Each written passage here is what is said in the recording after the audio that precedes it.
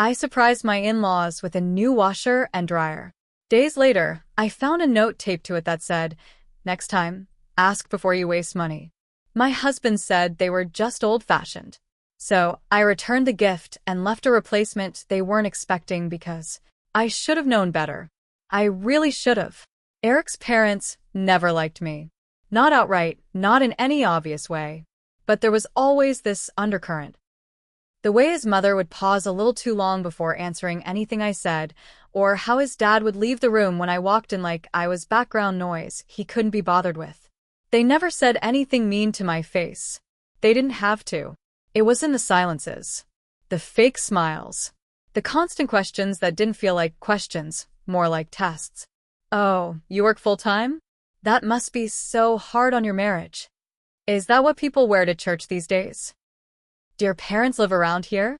They knew my family's background. Working class, out in rural Alabama. My dad worked in HVAC his whole life. My mom was a receptionist until her arthritis got too bad. We weren't poor, but we sure weren't anything fancy. I put myself through college.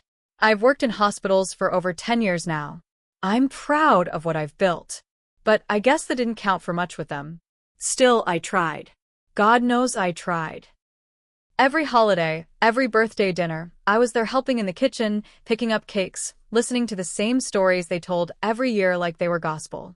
I laughed when things weren't funny, stayed quiet when I wanted to scream, and told myself, they'll come around. Then the washer and dryer happened. Eric and I were over there a few weeks back, and I noticed his mom was still using the same rusted Whirlpool machine I saw when we first started dating. It rattled so loud I could hear it from the kitchen. I said something like, "Wow, surprised that thing still runs." She said, "Well, it's old, but it gets the job done. Not everything needs replacing." I took it as her being modest.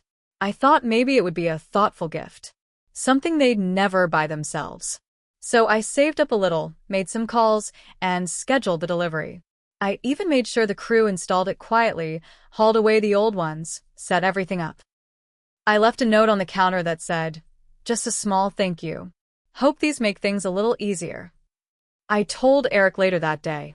He said, "That was sweet of you. I'm sure they'll appreciate it." But they didn't. Not even close. When we went over that night for dinner, his mom saw the machines and just blinked. "That's something," she said. "No smile. No who." Just stood there like I'd walked into her house with a stranger and said, "This is your new son." His dad barely looked at it. I don't even think he spoke that entire dinner. The next few days, I kept thinking maybe they were just overwhelmed. Or maybe they didn't know how to use it yet and were embarrassed. So when I stopped by with some groceries and saw that note taped to the front, written in permanent marker, right where I couldn't miss it, it hit me like a punch to the chest. "Next time, ask before you waste money." I read it twice. 3 times. I actually thought for a second it had to be a joke. But it wasn't. When I showed it to Eric, he just shrugged. Said they were old-fashioned. That they probably felt weird about such a big gift. Like I'd offer them a kidney instead of a home appliance. I looked him dead in the eye and said, "So being rude is old-fashioned now." He just looked away. I didn't sleep much that night. I kept going over every little thing I'd done for them. Every favor. Every uncomfortable moment I'd swallowed.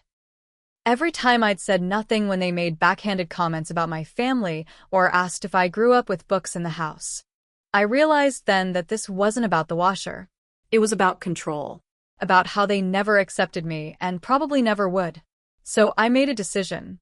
I scheduled a return through the appliance store. Had them come pick it up while Eric was at work. I didn't tell him. I didn't need his approval. And I left them something in return. A handwritten note, taped right where their message had been. "You're right. I should have asked. Won't make that mistake again. Enjoy your old machines. You've earned them." I thought that was the end of it. But it wasn't. Because something in me changed that week. The part of me that kept trying, that kept making excuses for them, that part died. And when I saw the way Eric defended them more than he defended me, that's when I started planning the real revenge. After I returned the washer and left that note, I waited. I didn't hear from them for a week. Not a call, Not a text. Not even some passive-aggressive message through Eric. Then one afternoon, Eric came home and tossed his keys down a little harder than usual. "They saw your note," he said. I didn't even look up from the sink. Good. He stood there like he expected an apology. "You made things worse." "No," I said, turning around. "I finally made things clear." That's when it all started to unravel.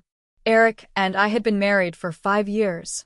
We weren't perfect, but I thought we were steady. Turns out we weren't. Because once his parents got offended, he started changing. He got colder. Shorter with me. Less affectionate. He started spending more time over at their house, helping with the gutters, fixing the car, always some excuse. I knew what it really was. Damage control. Then he started hinting around about how maybe I should apologize. "They're your family too," he said one night. "No, they're not. They've never treated me like family. They just have different values." "You mean like leaving nasty notes instead of saying thank you?" He didn't answer. A few days later, I found out his mother had posted a vague message on Facebook. It said, "Some people don't understand boundaries. Just because you can do something doesn't mean you should. Pride goes before destruction." No names. But all her friends were commenting things like, "Some people are so ungrateful, and you're so patient to deal with that." One even said, "I know who you're talking about, she always seemed off." I felt sick. Eric refused to say anything to her. He said I was overreacting, that it wasn't about me. I said, "You know damn well it was." That night, I slept in the guest room. The next morning, he left early, without saying goodbye. And I found a message from his mother sitting on the kitchen counter, like she'd mailed it or slipped it in while I was asleep. It was handwritten, on her old rose stationery. The same kind she used for thank you notes and Christmas letters. This one said, "Next time, use your money to fix what's broken inside you." That's when I knew they weren't just passive-aggressive. They were cruel. And Eric? He let it happen. He stood there while they chipped away at me for years. So, I stopped pretending. I stopped going to family dinners. I stopped playing peacekeeper. And I started documenting everything. The Facebook posts. The notes. The messages. The slow way Eric began distancing himself. How he started locking his phone. The late-night calls he took in the garage. I wasn't dumb. I'd been around long enough to know what to look for. And then I found it. A receipt in his glove box for a hotel in Gatlinburg. 2 nights. Room for 2. From 2 weekends ago. He told me he was at a men's retreat with some church friends. I didn't confront him right away. Because at that point, my revenge wasn't just about the washer. Or the note. Or even his parents. It was about him. About the man who let them treat me like trash. Who sat in silence while they chipped away at my dignity. And now, he'd given me a new weapon. And I planned to use it. I waited 2 weeks before doing anything with the hotel receipt. During that time, Eric acted like everything was fine. He even brought home flowers one night, cheap grocery store ones he tossed on the counter like an afterthought. He didn't ask why I wasn't speaking much. He didn't ask why I stopped sleeping in our bed. He knew. He just didn't think I'd do anything about it. But I wasn't the same woman I was when I bought that washer. I'd been changed. Not just by his parents, but by the slow, bitter realization that I'd been the only one fighting for our marriage. One Saturday morning, I told him I was going to visit my sister in Chattanooga for the weekend. He barely looked up from his phone. "Drive safe," he said. Instead, I drove straight to the hotel in Gatlinburg. I asked to speak with the manager. I told him I suspected someone had used my husband's card for a stay, and I needed to confirm the details for fraud purposes. I had the receipt in hand. I kept my voice calm and polite. He pulled up the reservation, confirmed the room, then hesitated before saying, "The guest registered a second person, a Candace." Candace. I didn't know a Candace, but apparently my husband did. I thanked him, went outside, and sat in my car for over an hour. Just breathing. Not crying. Just breathing. Because now it all made sense. The way he pulled away after the washer incident. the long drives to fix the gutters, the constant need to defend his parents. He'd been detaching for months, and instead of fixing what was broken, he'd replace me. I didn't confront him that day. Instead, I started talking to a lawyer. I pulled our bank statements, his phone records, and I reached out to an old friend of mine who worked at the same hospital I used to, a woman who'd quietly mentioned once that she knew someone named Candace. Turned out, she worked with Eric's father. Candace was his father's former secretary. Young. Divorced. And she'd met Eric at a retirement party last year. I almost laughed when I found out. It was too cliché. But here's where it really turned. A week later, I served Eric with separation papers. No warning. He came home to find his clothes packed in boxes by the front door. I'd changed the locks. The papers were taped to the front of the box labeled shoes. He pounded on the door. "You're being crazy." I opened the door just enough to hand him the photo I'd printed. Security cam footage from the hotel, dated and time-stamped, showing him with his arm around a blonde woman walking into the lobby. I said, "Tell your mom thanks." Her note reminded me not to waste money, especially on a man who doesn't value loyalty. He stood there, speechless. Then, of course, came the gaslighting. It wasn't what it looked like. "You're blowing this out of proportion. We were having problems." I shut the door in his face. Later that night, his mom posted again. Another vague message. Some people love playing the victim, but truth always comes out. She didn't realize I had screenshots, emails, call logs, and bank receipts showing her son had been funneling money from our joint account to pay for his hotel stays, dinners, and little gifts. But she was about to. Because revenge wasn't going to be loud. It was going to be calculated. And it was going to hurt. After I served him the separation papers, Eric moved in with his parents. Of course he did. They welcomed him like a wounded soldier returning from battle. His mother even posted some sanctimonious quote about family always being there when the world turns cold. It made me sick. What they didn't realize was that I wasn't done. Not even close. I didn't just want out of the marriage. I wanted to make sure they all felt what I'd felt. Humiliation. Betrayal. Powerlessness. The lawyer helped me freeze our joint accounts temporarily. When Eric tried to withdraw money for essentials at his parents' house, he got denied. He texted me that I was being vindictive. I told him I was protecting myself. Then I went deeper. I'd kept every receipt. Every online purchase he'd made for Candace. The flowers. The Airbnb stays. Even the necklace he bought her from a boutique downtown. He'd used our joint card for most of it. I handed all of it to my lawyer. Adultery. Financial misconduct. That meant leverage. And I planned to use it to make sure I walked away with more than just half. I wanted the house. I wanted the savings. I wanted the damn dog if I felt like it. Meanwhile, Eric's parents kept poking at me in public. Whispering things in church, letting little Barb slip to mutual friends. She always was dramatic, never really fit in with our family. I guess she just couldn't handle a real marriage. One afternoon, I ran into Eric's dad at the grocery store. He looked me up and down like I was dirt. "You should be ashamed of what you're doing to him," he said. I leaned in close and said, "Your son lied. He cheated. And you raised him."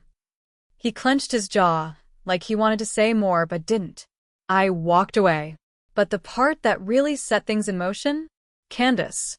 She had no idea I knew who she was. So I paid a visit to her office under the pretense of dropping off a donation. Something subtle. Just long enough to make eye contact. I watched her face drain when I said, "Tell Eric I said hi." Later that night, she blocked me on everything. Which was fine, because I wasn't planning to go through her. I was going through her employer. And her name was all over those receipts. Once I confirmed where Candace worked, same building as Eric's father, different department, I made a quiet visit to HR. I brought copies of the receipts, the hotel booking with her name listed as a guest, and a timeline of when those stays occurred. Almost all on days she'd called in sick. I didn't go in yelling or threatening. I just laid everything out with quiet clarity. I'm not here to hurt anyone. But if your employee is having an affair with a married man and using sick leave to do it, that's something you should know. They thanked me. Didn't say much. But I saw the tension behind their eyes. A week later, Candace was gone. No violence. No farewell post. Just gone. Eric's father retired early not long after. Rumor was he'd been encouraged to step down. Apparently, there'd been some pressure from above. Nobody said it outright, but I had a feeling word got around. Eric, meanwhile, tried to salvage what he could. First, he begged. Texted long paragraphs about how he'd made mistakes, how he wasn't thinking straight, how we could start fresh. Then he got angry when I didn't respond. Said I was trying to ruin his life. I told him I wasn't trying. I was succeeding. The divorce finalized 3 months later. I walked away with the house, the majority of our savings, and full ownership of our car. He walked away with debt, a stained reputation, and a pair of parents too proud to admit they'd raised a son who destroyed his marriage chasing after a secretary half his age. But I wasn't done yet. For the final touch, I posted a photo on social media. Not a rant, not a long explanation. Just a quiet picture of me standing in front of a new washer and dryer set. My own. The caption read, "Sometimes the best thing you can do is clean house." No names. No anger. Just a simple message. People understood. The likes came in slowly, but the private messages from mutual friends, co-workers, even Eric's own cousins, those were what meant the most. I always knew you deserved better. Glad you finally stood up for yourself. I wish I had your courage. In the end, I didn't just walk away with material things. I walked away with my dignity intact. They underestimated me. Thought I'd stay quiet. Thought I'd keep taking it. But I didn't. And now, they're stuck with each other, sitting in that house with their outdated machines, their bitterness, and their carefully curated lies. I, on the other hand, sleep peacefully. Alone. But finally free.